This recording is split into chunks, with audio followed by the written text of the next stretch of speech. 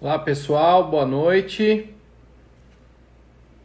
Tudo bem com vocês? Pessoal entrando aqui agora. Sejam todos aí muito bem-vindos aí nessa nossa live de hoje. Hoje a live é especial, né? Ela é diferente porque vai abordar uma série de aspectos técnicos em relação à questão dos peptídeos botulínicos e da toxina botulínica, para que isso fique entendido dentro do que é possível a gente explicar também nesse momento, por causa da carência de clareza em termos de ciência real, né? Então a gente tem que ir com calma.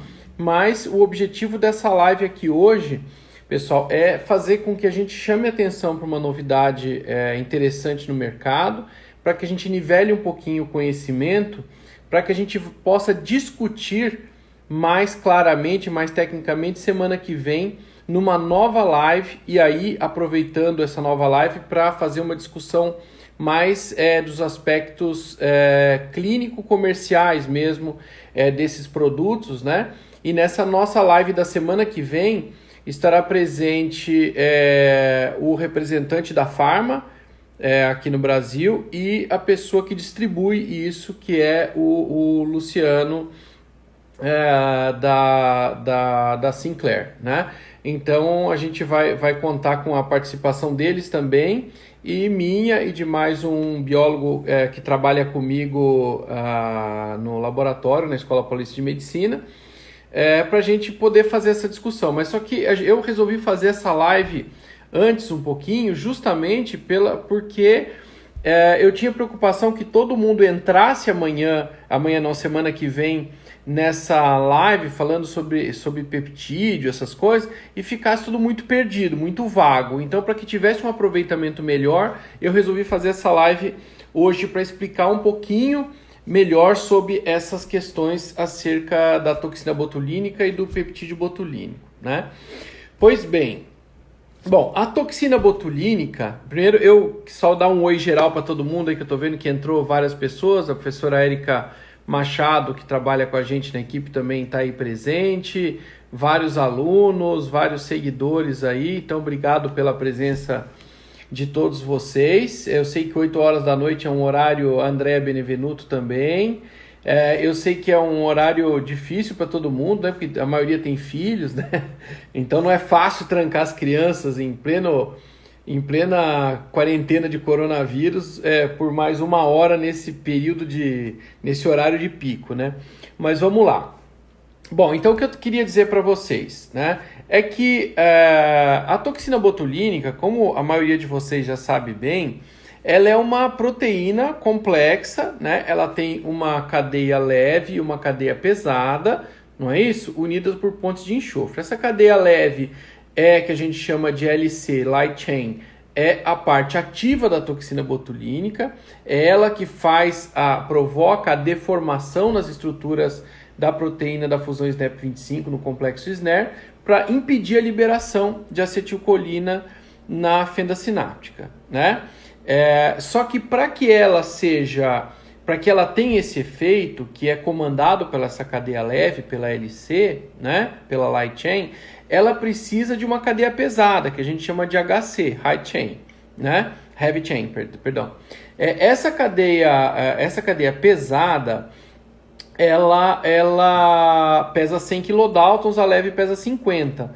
Mas ela é fundamental para carregar, né, para fazer a conexão do complexo de toxina com as estruturas de membrana da célula nervosa, que é onde ela vai agir, né?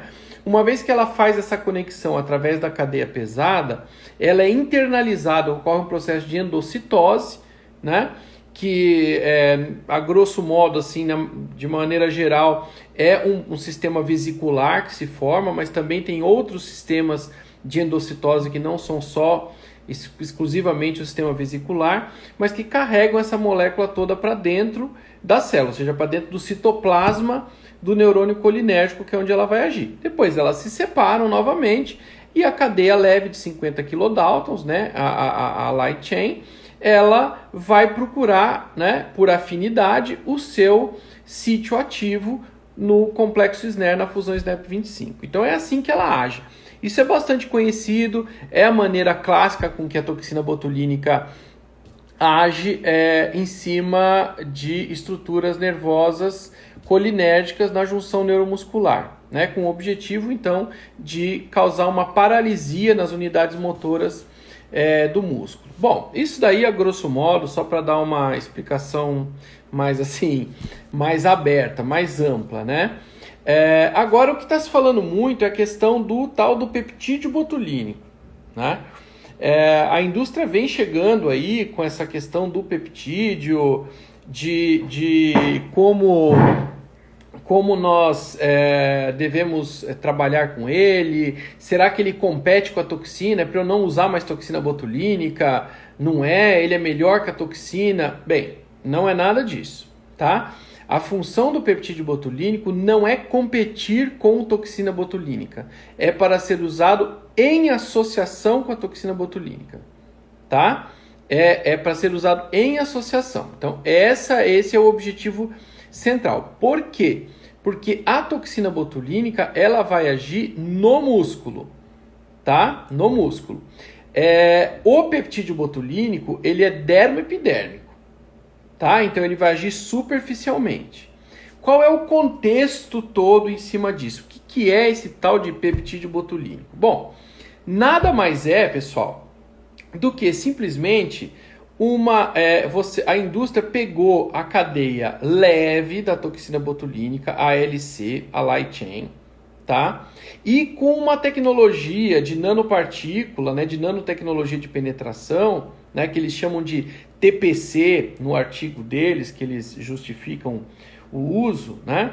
O que eles fazem? Talvez seja um pouco complexo, mas não deixa de ser interessante, né? Ele pega essa nanotecnologia de penetração, que eles chamam de nano-TPC, né? E eles associam nisso a light chain, que é a cadeia leve de 50 kilodaltons, que está associado, né, na verdade, a um fator de crescimento epidermal, que a gente chama de EFG-like, tá? Esse processo é bem interessante porque ele é bastante conhecido em termos de ciência, né? Isso porque o FG-like, né, o fator de crescimento epidermal, né, eles são bem reconhecidos pelas fibras da matriz extracelular, tá? Então, ele é muito usado nessa situação e é bastante inteligente que a indústria tenha pensado nisso. O que eles fazem? Eles pegam, então, essa cadeia leve da toxina de 50 kilodaltons, né? Eles associam isso, ela está ligada, né, previamente ao FG-like e a tecnologia de nanopenetração do TPC, que nada mais é do que uma estrutura provavelmente com histidina. A gente não sabe detalhes porque não tem literatura assim, acerca de tudo que se fala a esse respeito, ainda é muito recente. Mas o que eles fazem? Eles pegam essa estrutura e usam um plasmídio, e esse aí é o grande sacada no negócio. O que é o plasmídio? O plasmídio são moléculas circulares duplas de DNA que têm a função de reproduzir de forma independente. Então, olha que interessante. Você pega essa estrutura é carregada para dentro de um plasmídio, né, com a ajuda dessa nanotecnologia de penetração do TPC, ele entra para dentro do plasmídio, e o plasmídio, quando ele recebe essa carga peptídica, o que ele começa? Ele começa a replicar, até estourar. Então esse é um plasmídio enorme que eles usam para isso, né, que eles chamam tecnicamente de PET-21B. Né? Nada mais é do que um plasmídio mesmo. Então eles usam isso, né? E o plasmídio, só para vocês terem uma ideia, já é usado na indústria há muito tempo para carregar muitas coisas, tá? Bactérias usam plasmídio por N razões, N motivos. Eu não vou entrar agora nessa questão, mas ele já é bastante conhecido da ciência, né? Então o que eles fazem? Eles pegam essa estrutura, né, colocam dentro de um plasmídio para que o plasmídio comece a replicá-la, né? Com isso, eles conseguem uma replicação dessa nanopartícula, dessa molécula dipeptídica de 50 kilodaltons, que é a cadeia leve, né? E essa cadeia leve agora que eles conseguiram através dessa grande replicação, eles conseguem usar em associação com outros produtos, inclusive o ácido hialurônico, para jogar na camada da derme. Qual que é o objetivo disso? O objetivo não é penetrar na musculatura, porque você não está colocando em plano profundo. O objetivo disso é agir nas células que estão ligadas, nas células da ectoderma, né? Na verdade, que também é neurônio, também a gente tem fibroblasto, a gente tem queratinócito, a gente tem melanócito. Então, o objetivo dessa tecnologia de peptídeo botulínico é fazer com que esses peptídeos ajam nessas células superficialmente, que são carregadas, né, que são estruturadas e carregadas por essa associação da toxina botulínica, não da toxina botulínica, do peptídeo botulínico com o FG-like e o TPC. Então, eles carregam e começam, então, ao processo de ação dessa molécula dentro das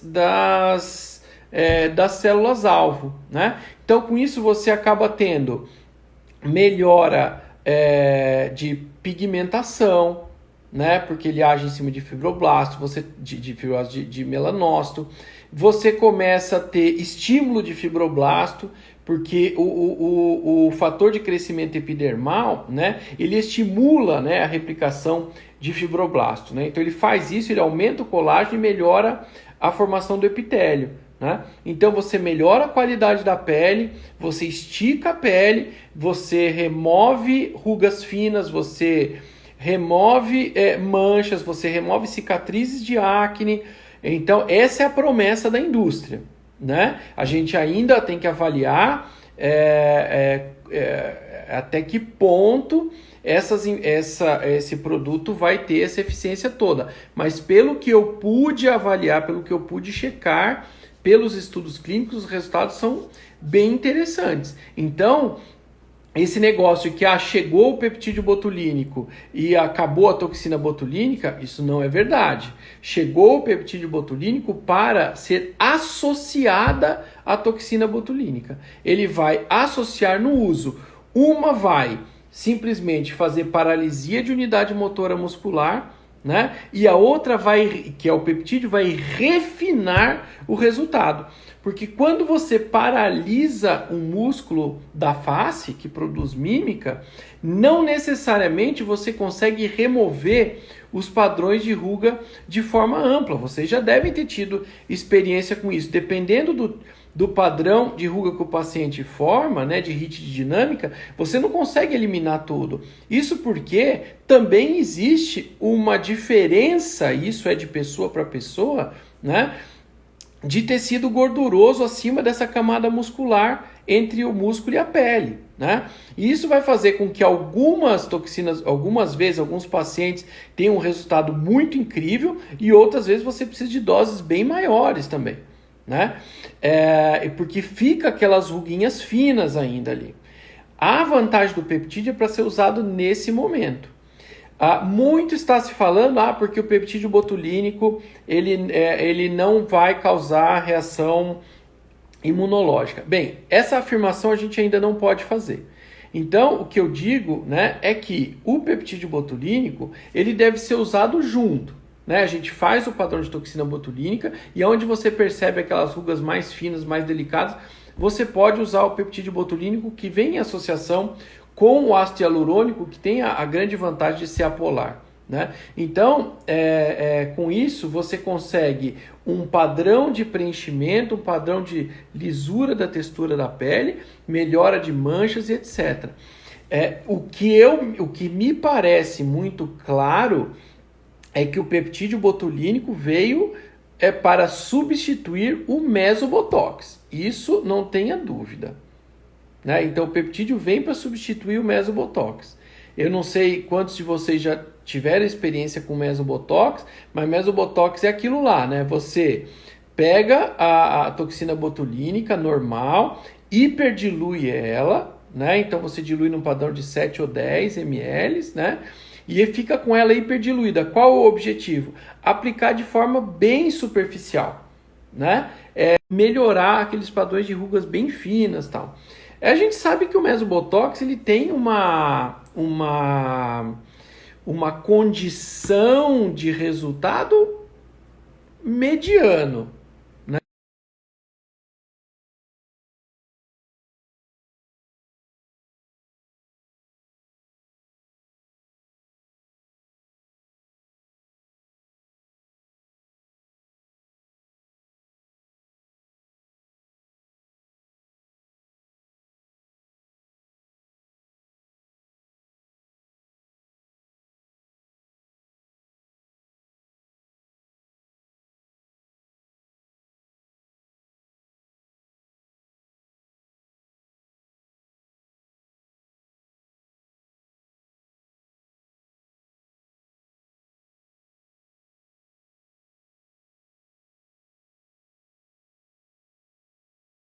Uma pausinha aqui.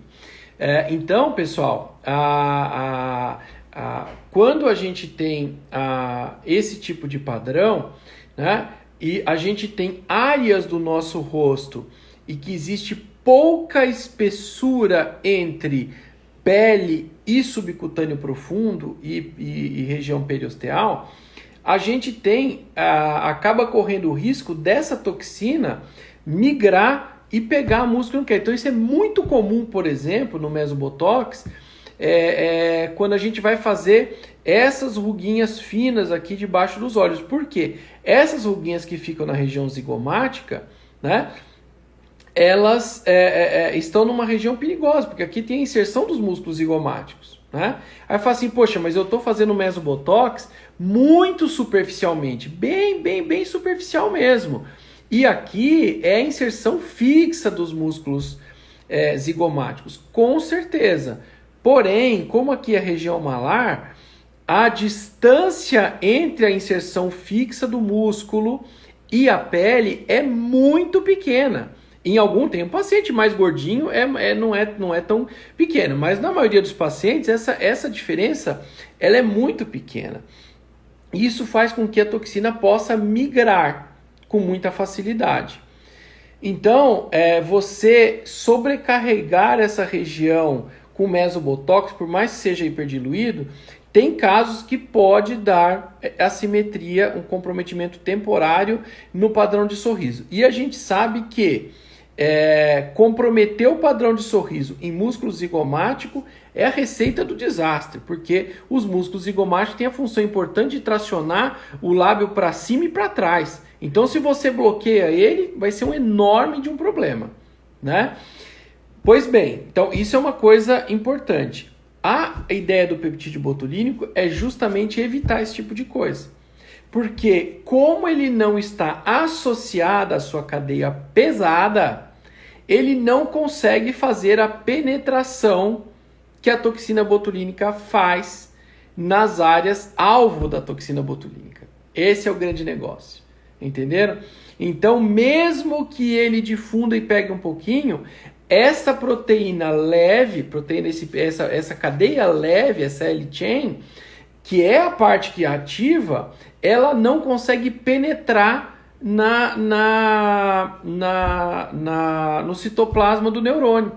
E, portanto, não consegue impedir a liberação de acetilcolina na junção neuromuscular. Então não tem esse risco no peptídeo botulínico, como existe esse risco no caso do mesobotox. Então esse é um grande, torna ela bastante interessante. Quer dizer, eu posso usar com bastante tranquilidade nos músculos da face, na face toda, mesmo tendo músculos que têm inserção somente cutânea, como os esfíncteres, né, o orbicular do olho e o orbicular da boca, né? Mas também não preciso me preocupar com os pontos de inserção fixa e móvel, principalmente aí no caso os pontos móveis dos músculos, que são inseridos na pele, nos casos dos músculos da face. Isso é bastante importante. Então, por exemplo, se eu estiver tratando um paciente que tem uma série de padrões de rugas e manchas, etc., na região perioral, com toxina botulínica eu fico refém de uma circunstância séria, porque o músculo orbicular da boca é um músculo cutâneo.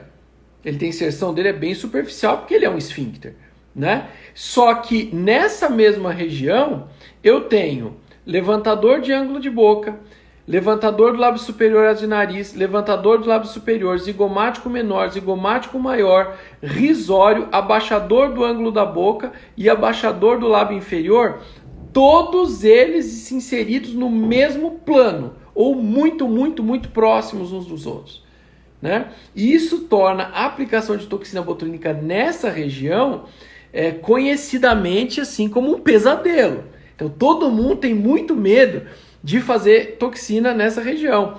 Quantas vezes as pessoas fazem, poxa, mas eu vou fazer 1 ou 2 pontinhos só para aliviar um pouquinho aqui aquelas rugas de código de barras dinâmica. Quando vai ver, o resultado foi uma catástrofe, porque o paciente ficou com alteração de mímica labial, vai mandar um beijo, manda para a esquerda ou manda para a direita, mas não manda para frente. O paciente fica com o esfíncter completamente alterado. Mesmo no mesobotox, este é um grande problema, porque pode acontecer do paciente ficar com alteração. No caso do peptídeo, isso não acontece. Então, ele veio justamente para trabalhar em outra instância. Ele não vai trabalhar na junção neuromuscular, ele vai trabalhar no plano dérmico, dermoepidérmico. É ali que ele vai trabalhar, né? E eu, até um tempo atrás, cheguei a receber um questionamento, né, sobre, porque tinha uma colega, que ela é bem conhecida, uma professora da área também, né? Mas é porque ela faz mistura de toxina com um monte de coisa e fala que vai aplicar na camada bem superficial da pele e isso não funciona porque toxina botulínica só funciona em músculo. Não é verdade. Toxina botulínica não funciona só em músculo. Toxina botulínica funciona muito bem em várias estruturas. Não podemos afirmar com 100% de certeza, porque não existe um consenso na literatura sobre isso, mas até porque carece um pouco de evidência, né? Isso é comum em drogas de alta potência, porque essas drogas de alto nível de eficiência, como é a toxina botulínica, elas acabam que elas são tão eficientes com moderado nível de estudo, que ela já resolve as questões clínicas e não gera demanda para se aprofundar nas questões experimentais de pesquisa, né? Então, como eu estava falando, essa questão é super importante, porque o que as pessoas não sabem é que a toxina botulínica provavelmente tem uma enorme ação sobre células derivadas do ectoderma, no qual, claro, os neurônios estão incluídos, mas melanócito, queratinócito, tudo isso. Então ela serve sim para melhorar os padrões de manchas na pele, né, paciente com melasma, né, por exemplo, que é uma queixa constante. Em consultório, quem vai fazer a harmonização acaba se deparando com pacientes com melasma, cicatriz de acne, né? Com paciente com rosácea, e a explicação está aí. Está aí. A questão é que até pouquíssimo tempo não tínhamos algo que pudesse resolver os problemas clínicos sem gerar outros problemas de alteração de padrão de mímica, de risco para nós, né? Porque se o paciente fica torto, é um problema em rosto. A mímica fica totalmente alterada e depois você não consegue reverter isso com muita facilidade. Então esse é o grande negócio. Com a entrada desse peptídeo, né, a gente pode associá-lo com a toxina botulínica para obter o melhor resultado da dinâmica muscular, mais de todas aquelas células que estão ligadas às camadas superficiais da pele. Isso graças, como eu disse, a uma tecnologia que permite, né, que permitiu com que essa cadeia leve fosse transportada para dentro de uma estrutura celular e replicada. Quer dizer, isso é tecnologia de alto nível, né? E usando de forma inteligente o UFG, né, que é esse fator de crescimento epidermal, que nada mais é, o que é esse fator de crescimento epidermal? É um negócio que em laboratório a gente chama de MOTIF, né? O que é o MOTIF, né? Nada mais é do que uma sequência de aminoácidos, né, que imita uma função bioquímica, né? Isso já é usado, inclusive, na toxina botulínica clássica, porque essa parte ativa da toxina botulínica, ela in natura, ela é extremamente tóxica, tá? É extremamente tóxica, extremamente letal. E isso também, muito provavelmente, pela capacidade que ela tem de formar anéis aromáticos. Então, a indústria retira os anéis aromáticos, porque é o que aumenta demais a toxicidade, né? E usa esses MOTIFs para, como se fosse clipar a estrutura molecular da toxina para que ela não volte a formar novos anéis aromáticos, né? E a indústria que está trabalhando com esses peptídeos botulínicos, elas fazem a mesma coisa, porque esse fator de crescimento epidermal é um MOTIF, né? Ele, na verdade, é uma sequência de 53 aminoácidos, né? Então, ele é um MOTIF, né? Então, ele vai ele vai propiciar, dar condições para que esse plasmídio faça essa replicação, porque o plasmídio, no caso, aí atua como um vetor, né? Então, a biotecnologia usada no seu mais alto nível. Então, esses produtos, eles entram no mercado agora com uma capacidade de produzir realmente resultados muito, muito legais no nosso dia a dia clínico, né? Associado com o ácido hialurônico é super bacana, né? Porque o ácido hialurônico ele vai facilitar, né, na interseção com os componentes da matriz extracelular também, né? Então isso tudo faz com que a combinação dessas estruturas seja realmente, entre aspas, né, milagrosa na área da harmonização orofacial. A gente só precisa o quê? Estudar um pouco mais, levantar um pouco mais a literatura. Eu, nesse tempo, eu entrei em contato com a empresa, eles entraram em contato comigo, o Luciano é muito amigo meu, a gente conversou já desde a semana passada, eu entendi um pouquinho o conceito, eles me mandaram, né, aquilo que eles tinham lá, que a Pharma na Suíça manda para eles, né? Eles tinham interesse que eu ajude um pouco nas questões de pesquisa. Eu fiz algumas considerações técnicas, porque ali tem alguns gráficos assim que são que a própria Pharma manda, que são muito bonitos, né? Mas eu até brinquei com o rapaz, falei, esses gráficos assim, eles não têm muita validade, eles servem para ilustrar alguma coisa, né? Mas em termos assim científicos eles não significam nada, né? Porque eles não têm nem desvio padrão. Então, para quem trabalha com ciência sabe que é como um desenho de criança, é muito bonito, mas não serve para nada, é ilustrativo, né? Então eu falo assim, poxa, acho que está na hora da gente pegar esse produto que está sendo tão bem visto no mercado internacional e provavelmente vai ser muito bem aceito aqui no Brasil, né? E tentar transformar essas informações em ciência real. Porque não é porque a Pharma também não manda os detalhes, porque não tem. Eles têm tudo isso ultra bem documentado, é óbvio que sim.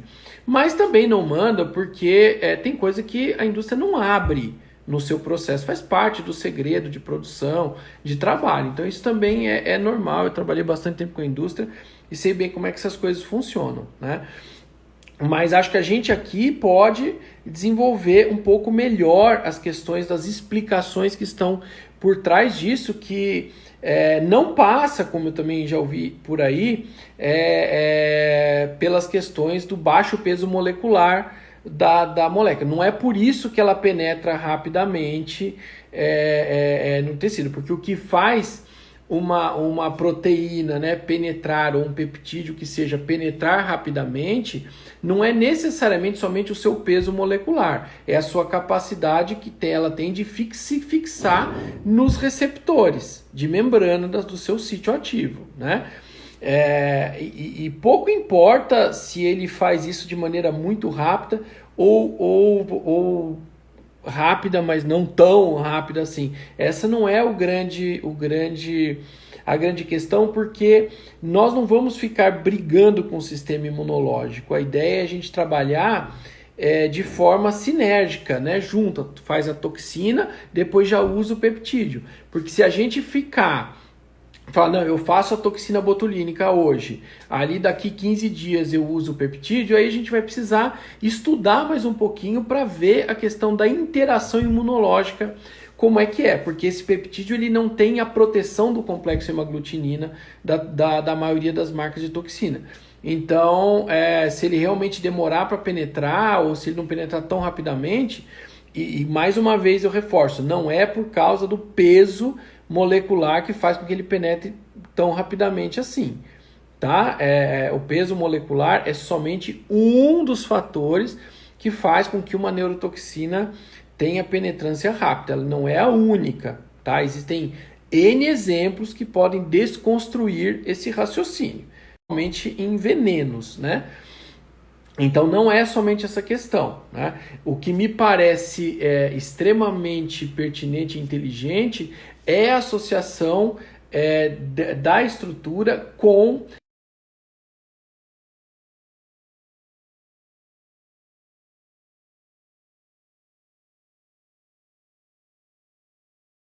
principalmente porque eles melhoram, né, o reconhecimento das fibras da MEC, né, da matriz extracelular. Então eu acho que esse acaba sendo o grande benefício em torno disso aí. O que nós tínhamos, assim, o que eu tinha para falar a princípio com vocês de uma conversinha básica era isso, né? Não sei se alguém tem alguma pergunta específica para me fazer aqui, e eu não estou enxergando. Vamos. Custo-benefício compensa. Então, sim.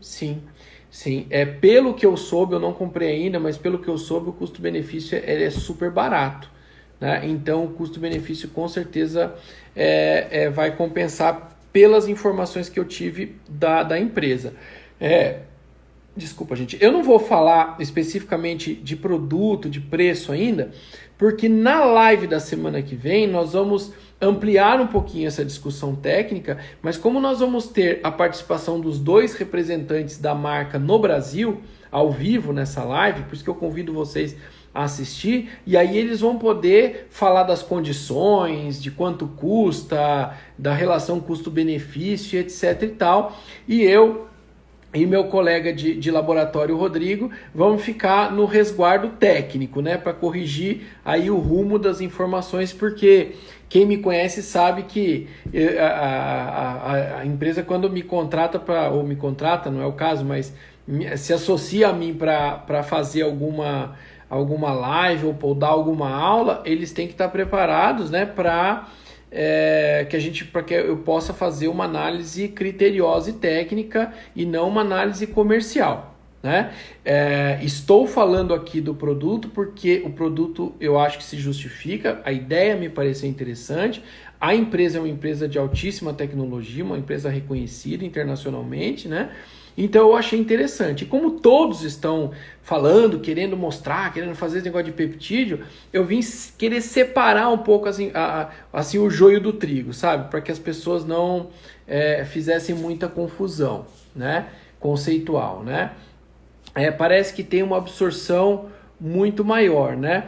Então, a indústria diz que sim, mas assim, eles ainda, do que eles me mostraram, ali isso não ficou claro, tá? Por que não ficou claro?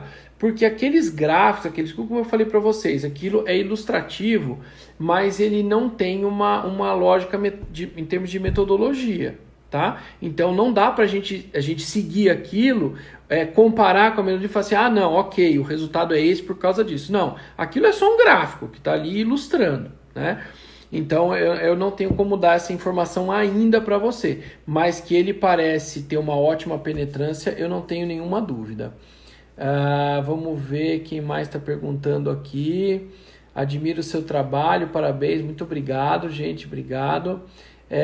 Como usar junto com a toxina, né? A Paula está perguntando, né? Para você avaliar bem é porque o produto é bom. Quem tá falando isso? A Daniela Cascaveira.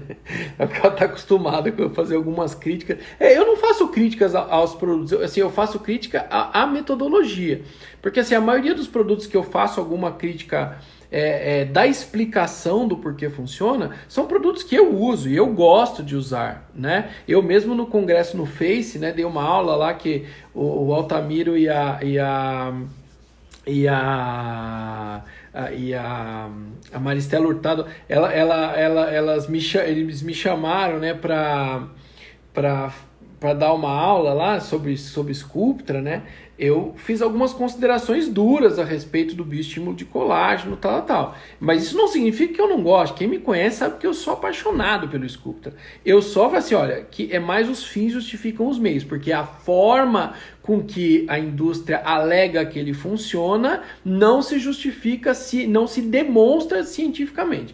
Foi isso que eu só coloquei, né? Então eu tenho que fazer essas considerações, apesar dos produtos serem bons, obviamente, né? Você usa junto com a toxina porque você consegue... uns estão fazendo microaplicações bem superficiais, outros estão fazendo pós-microagulhamento, inclusive, só para você ter uma ideia. Então existem várias formas de se usar, que a gente vai discutir um pouquinho melhor semana que vem com esses protocolos, tá? Mas tem até forma de você usar pós-microagulhamento. E aí eu quero deixar isso para a semana que vem, porque eu quero deixar para a semana que vem discutir cada um desses protocolos, o que eu acho que cientificamente faz mais sentido, né? É isso que eu quero. Na melhora das rugas finas e superficiais, se assemelha ao mesobotox. Então, é o que eu falei.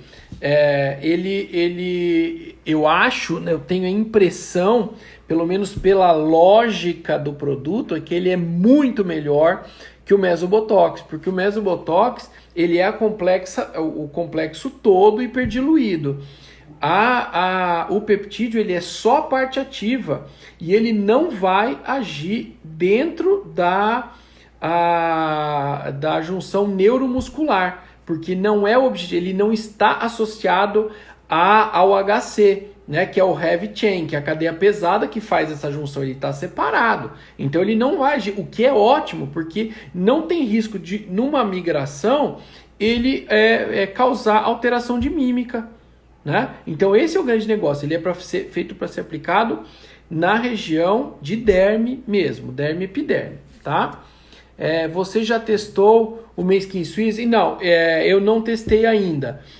Clinicamente, porque ele entrou com esse negócio de proibição, de coronavírus e tal, eu não quero gerar muita polêmica, né? Como a gente fica muito visado, né, por causa da clínica e da escola, eu sou sempre uma pessoa que eu costumo seguir uma diretriz só, né? Então, quem me conhece sobre questões de aspectos legais, eu sempre falo, olha, as normas a gente pode questioná-las, a gente pode brigar para mudar, mas a gente não pode desobedecer. Esse é o princípio básico do Estado Democrático de Direito, né? A gente precisa obedecer às normas porque as leis são parte importante do pilar democrático de um país. Então, se você é um democrata como eu sou, eu preciso obedecer às leis e às normas.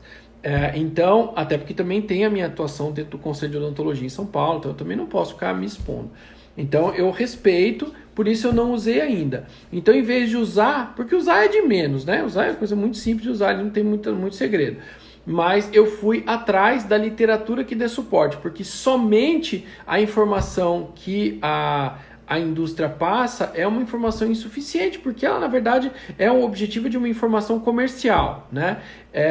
Mas como o objetivo deles também é que eu ajude nas questões ligadas à justificativa técnica de pesquisa, então eu precisei me aprofundar e pedir um tempo para levantar essa literatura e discutir até que ponto isso eu acho que seja possível ou não, mas sim, a minha resposta é que eu acredito que o produto seja muito bom mesmo. Né? Pode usar os dois juntos? Sim, pode usar os dois juntos e deve, né? Qual devo fazer primeiro? Olha, essa questão ainda não está muito clara, mas pela lógica simples, né? Você tem que fazer os dois, você tem que fazer a toxina e já fazer o peptídeo, né? Porque eles atuam em áreas diferentes com objetivos diferentes. Mas como a gente ainda não tem um estudo claro mostrando se a velocidade de penetração dessa cadeia leve, separada da pesada, porque junto com a pesada a gente conhece bem, mas separada da pesada, né? A gente não tem essa informação ainda, né? Em termos de interação imunológica, a gente precisa tomar um pouco de cuidado para usar isso em momentos diferentes. Pelo menos isso é o que nós podemos afirmar em termos de ciência nesse momento, né? Quem mais está me perguntando coisa aqui? Mas como essa LC vai conseguir penetrar no neurônio colinérgico sem a presença... Então, é isso que eu falei, ele não vai atuar no neurônio colinérgico, ele vai atuar em cima de células na derme, tá? É que a toxina botulínica, todo mundo acha que a toxina botulínica tem uma ação exclusiva em cima de neurônio, ela não tem. Gente, ela tem ação em cima de qualquer ou de grande parte de células derivadas do ectoderma, tá? Então, se você colocar ela numa área em que ela tenha essas células, como por exemplo queratinócito, melanócito, ela vai interagir também, tá?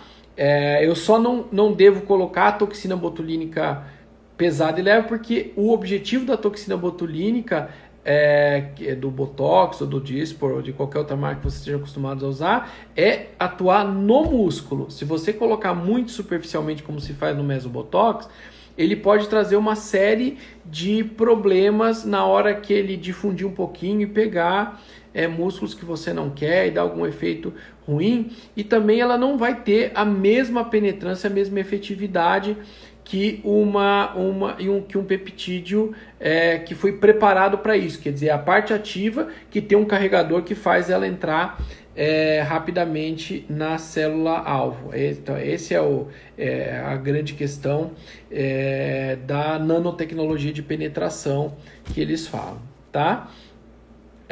E sim, será usado ao invés de usar Mesobotox, muito provavelmente, tá?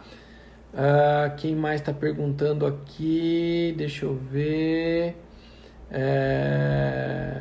A minha também de vez em quando dá umas travadinhas, né? Mas só para você entender, pessoal, essa live vai ficar ao vivo, tá? No nosso Instagram do Odontopartners. Ela vai ficar ao vivo, não, perdão, vai ficar gravada no nosso Instagram do Odontopartners, tá? Então vocês podem reassistir depois, tá? Alguma contraindicação? Então, a princípio, nós não temos contraindicação.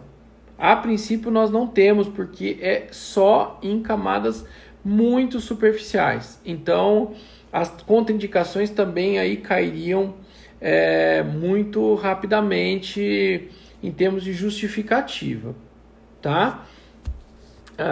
Quem mais está me fazendo perguntas? Pessoal, eventualmente, se eu não conseguir responder todas as perguntas, que são muitas, a gente responde aos poucos e voltem na live semana que vem para a gente responder as que faltarem também.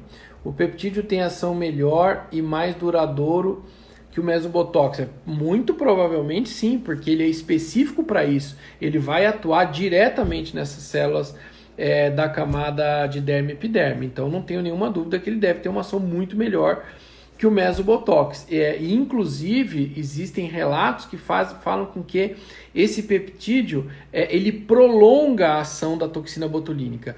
Eles não explicam o porquê, isso foi só uma evidência clínica, não foi estudado o porquê isso acontece. Mas muito provavelmente é porque, como é uma evidência clínica, e na evidência clínica você vai se ater às rugas, e o peptídeo ele vai agir em cima dessas rugas finas e tem associação com ácido hialurônico, então melhora a hidratação, estimula fibroblasto, aumenta o nível de colágeno, melhora a formação de epitélio. Então, evidentemente, que a qualidade final da pele deve ficar muito melhor e por mais tempo, que só o Botox, sem melhorar a qualidade da pele, você tira a ruga na hora. Começou a voltar a ruga, você já nota que a ruga está voltando.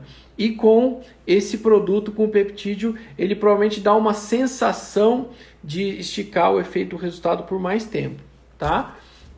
Mas as razões pelo qual isso acontece, a gente não conhece ainda, tá? Peptídeo não corre esse risco? Qual risco? Não entendi aqui a pergunta, desculpa.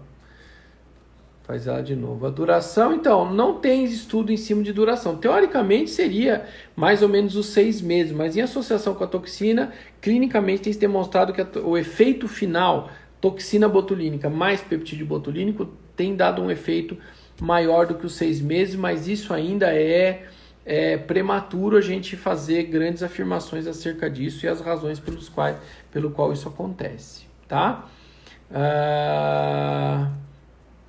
Todo mundo com saudades da Odontopartners aqui, dos cursos, tô vendo, que bom, muito bom. Com certeza o risco é bem maior, a não ser que a pessoa já tenha paralisia facial. O risco do que exatamente? Só para eu entender a questão. Evidentemente que não é para tratar paralisia facial, tá, pessoal? Paralisia facial que gera hipercinesia do lado oposto tem que ser tratado com toxina botulínica mesmo, tá? Porque aí é o músculo que ficou hipercinético e com o peptídeo você não vai corrigir isso, até porque ele não vai ter penetrância na junção neuromuscular, porque ele está dissociado da sua cadeia pesada, que é quem faz esse carreamento. Então, ele não vai ter essa função, tá?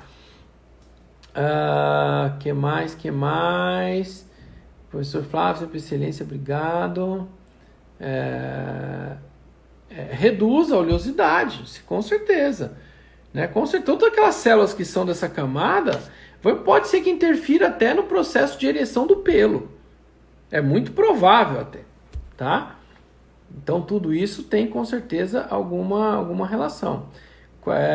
Então, as marcas eu vou deixar para falar, eu combinei com a empresa de falar isso semana que vem, porque eles vão estar presentes, eu não quero romper com isso, que foi o combinado. Tá? Então, eu só quero introduzir o assunto para que vocês voltem semana que vem, já melhor conhecedores do assunto, para poder aproveitar melhor a live para falar dos produtos em si na semana que vem, tá bom? É ótimo resultado, sim. Tem um sérum top para ser usado em home care, tal. Com certeza, só assim, toma cuidado porque obviamente que tudo aquilo que é só muito tópico tem uma ação menor do que aquilo que é introduzido, né? Isso não tem milagre, né? A aplicação do peptídeo é semelhante à do meso em pápula. Sim, você tem aplicações deles em pápula, em camada bem superficial distribuída, assim como você também usa com microagulhamento, associação com laser, uma série de coisas que, como eu falei, essa parte terapêutica é alvo da nossa live da semana que vem, que a gente vai discutir os protocolos. Por quê? Primeiro, precisei levantar bem como é que esse troço funcionava. Né? Porque não basta só você ler aquele informe da indústria e falar assim, é assim que funciona. Não é, aquele informe lá é um informe comercial, ele não traz as informações técnicas em detalhe, então eu precisei levantar tudo isso. Né? Quem me conhece sabe que eu não gosto de falar muitas coisas de orelhada, eu gosto de checar antes. Aí eu tinha prometido falar tecnicamente um pouquinho mais sobre isso. Agora, com relação às marcas e aos protocolos, eu quero discutir semana que vem, porque tem uma série de aspectos que são interessantes para a gente discutir, para a gente não perder aí o objetivo central da live da semana que vem, tá? Qual a data do próximo curso sobre peptídeos? A gente vai voltar com os cursos agora, né? A partir do momento que volta agora as nossas atividades normais, né?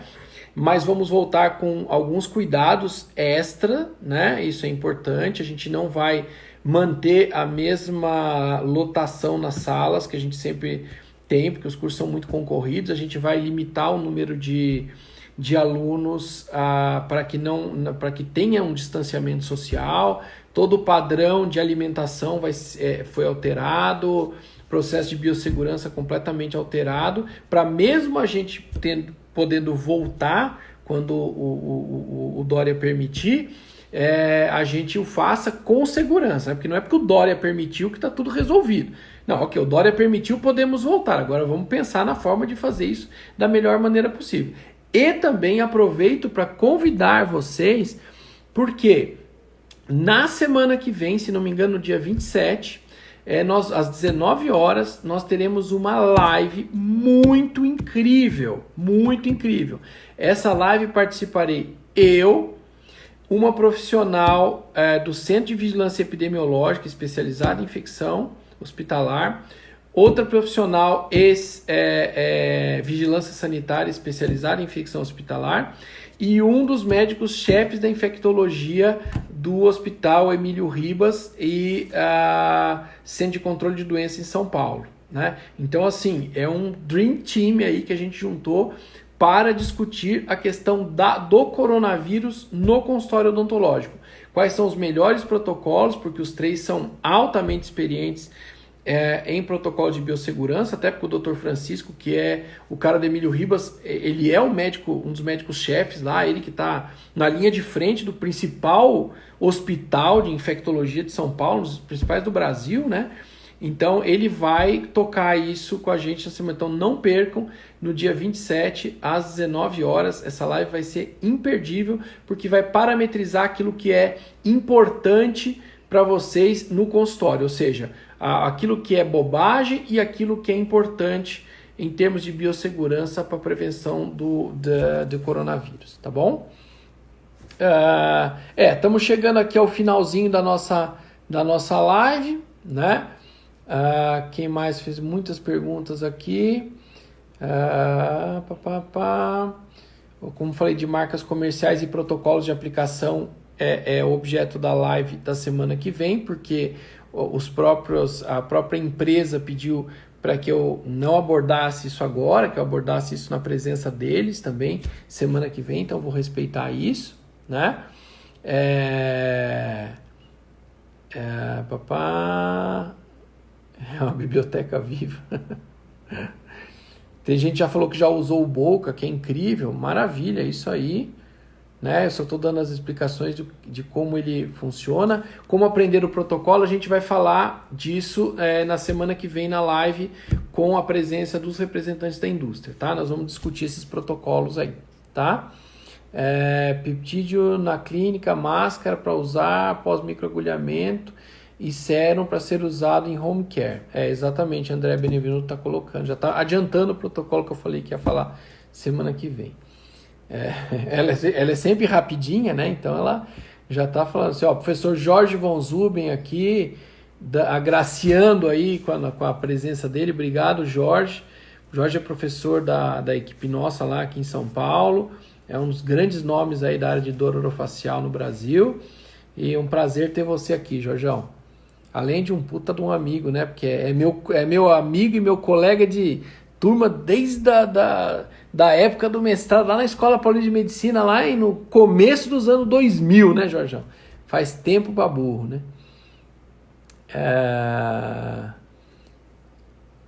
Vamos lá. Bom, moçada, eu acho que é isso, né? Temos muitas perguntas aqui. Eu tô tentando passar, algumas eu já respondi porque são repetidas, né? Mas além da especialização em residência, tem curso de peptídeo? Sim, a gente vai colocar o curso com peptídeo junto com alguns outros protocolos. Ele provavelmente vai entrar num curso novo que a gente está montando aí, já para assim que começar, com vários conceitos e ideias legais de tratamento, tá bom? Então aguardem mais um pouquinho que a gente vai lançar isso aí. Só não lançamos ainda porque estamos aí nesse negócio de abre, não abre, vai abrir, vai fechar, vai abrir, vai fechar, então a gente esperou um pouquinho para lançar. Bom, moçada, estamos aí nos minutos finais. Queria agradecer muito a presença de vocês, agradecer a presença da professora Érica Machado, minha amiga e colega de Odonto Partners, a presença do professor Jorge Von Zub, a presença do professor Fernando, que está aqui também, professora Raquel, professora Luciana Beber, a equipe toda do Odonto Partners aqui presente. Então, obrigado. Nívia Ferraz falando, para você ser o que usado na região perioral, tem contraindicações de alguma área? Não, ele pode ser usado em várias áreas, né? Não tem contraindicação não, é bem tranquilo, né? Bom, então é isso, moçada. Então, de coração, muito obrigado pela presença de vocês, obrigado por estarem aqui me assistindo a essa hora. Semana que vem, 2 lives muito importantes, uma sobre biossegurança em tempos de coronavírus, com a presença da equipe do Centro de Vigilância Epidemiológica e do Hospital Emílio Ribas, e uma outra, isso no dia 27, às 19 horas, e uma outra live que a gente vai marcar ainda, mas provavelmente vai ser na quinta-feira que vem, falando sobre as questões mercadológicas, comerciais e discussão de protocolos clínicos desses peptídeos. Então, não percam, semana que vem é uma semana repleta de muita informação legal para vocês. Tá bom? Um grande beijo, fiquem com Deus, cuidem-se, né? Cuidem-se, tenham bastante responsabilidade aí ao sair de casa, né? Sempre com máscara, com luva, lavar a mão, passar álcool gel, cuidar das crianças, dos idosos principalmente, lavar bem tudo que você compra em mercado, fazer uma boa asepsia de tudo isso, porque é bastante importante para a gente se proteger nesse momento, tá bom? Beijo para vocês, até a próxima oportunidade. Muito obrigado. Tchau. Encerrar.